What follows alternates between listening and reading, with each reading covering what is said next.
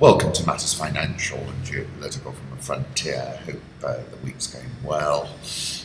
Ours has been busy, I must admit. Let me start off with the interview I did with Sneha Shah of Azuri Technology.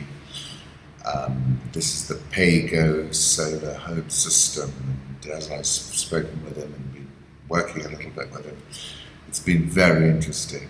This market opportunity, 50 US cents a day, provides solar lighting, a phone charger, a radio, $1 a day gets you a television, and I just think to myself, that market is kind of infinite, isn't it, particularly in Africa.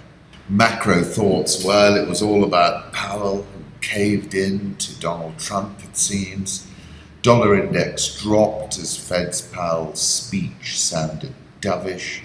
This is a chart from JS Blockland, last 96.69.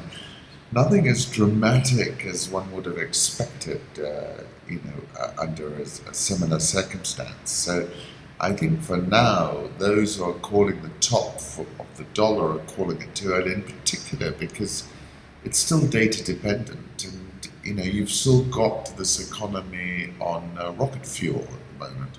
Stocks rallied after Powell says US interest rates nearing neutral. Federal Reserve Chairman declared US interest rates are closing in on neutral levels, handing equity markets their best day since March, as investors interpreted the comments as a signal the central bank is preparing to slow down its rate-rising program. Rates are hovering just below estimates of neutral, the level that neither causes growth to accelerate nor to slow down, the Fed chair said, in a possible sign that policymakers may decide they do not need to lift them much further. There is no preset policy path, he said. We will be paying very close attention to what incoming and financial data are telling us, and this is the key point.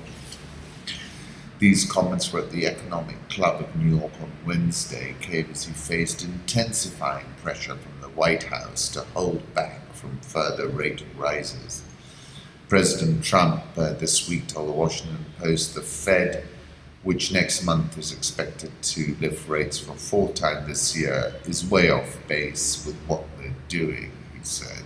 So we've seen a bit of a capitulation by Powell. It's a very personal victory for President Trump, who blamed Fed interest rate action for the recent weakness in the stock market. US stocks soared, as you'd expect, after these comments. Nasdaq was up almost 3%, and my favorite stock in the Nasdaq, Netflix, surged about 80%.